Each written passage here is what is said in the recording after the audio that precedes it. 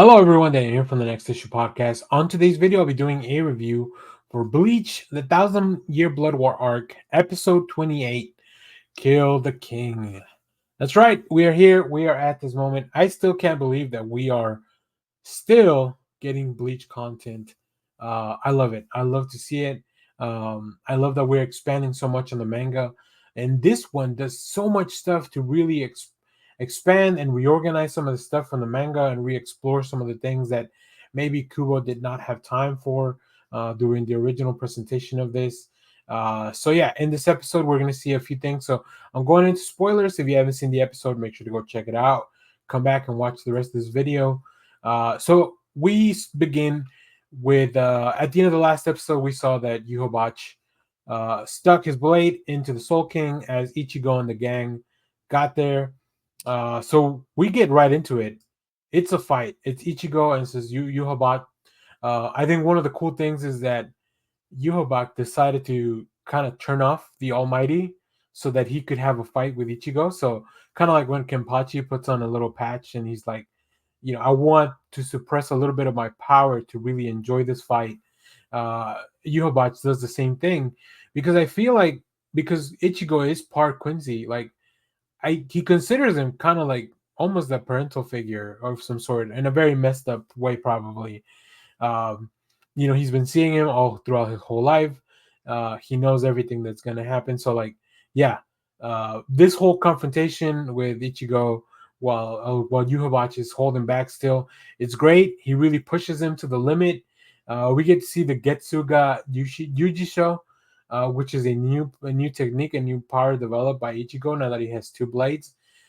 We don't get to see any like him release any kind of bankai or anything. I think we're holding off on some of those things still. But yeah, it was just such a great fight. Uh, all throughout, we check in on the Soul Society, we check in on the humans. We even see Ichigo's friends, which is really fun. Like, how is all this affecting them? Right? There's been tremors all throughout all the realms. Ever since the Soul King was stabbed with the sword in the last episode. So yeah, we don't get to see any other Quincy this time around, except for Urio's dad. But I guess I don't know if he's really a Quincy still. Um, but yeah, it's really cool. The animation is fantastic. All their techniques. I really love that the art direct. I love the way the art direction is going in this season.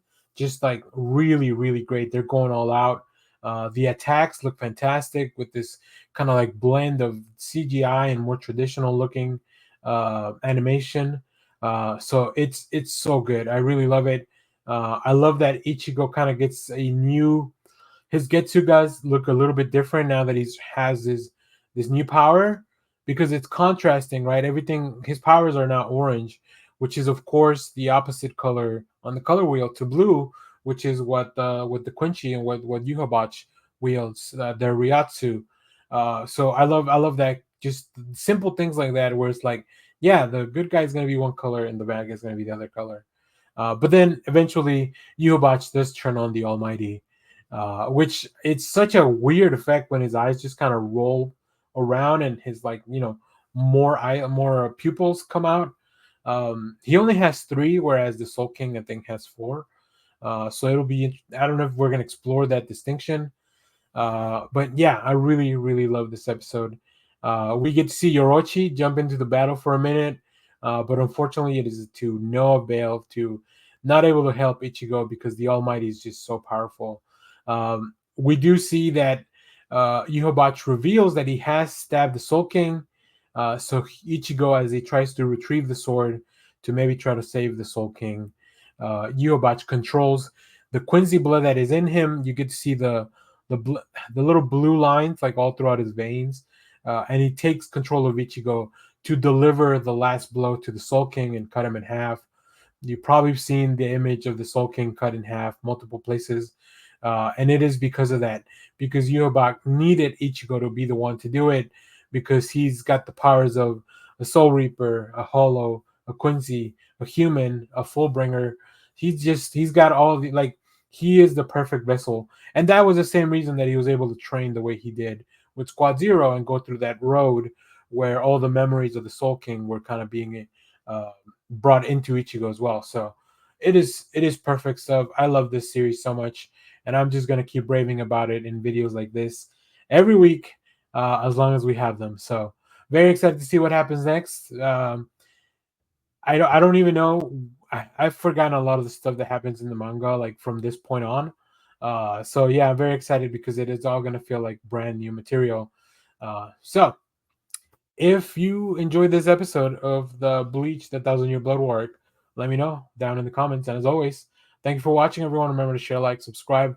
We have more comic reviews, trailer reactions, TV recaps, anime reviews, all that fun stuff here on the channel. And as always, thanks for watching, everyone. Bye bye.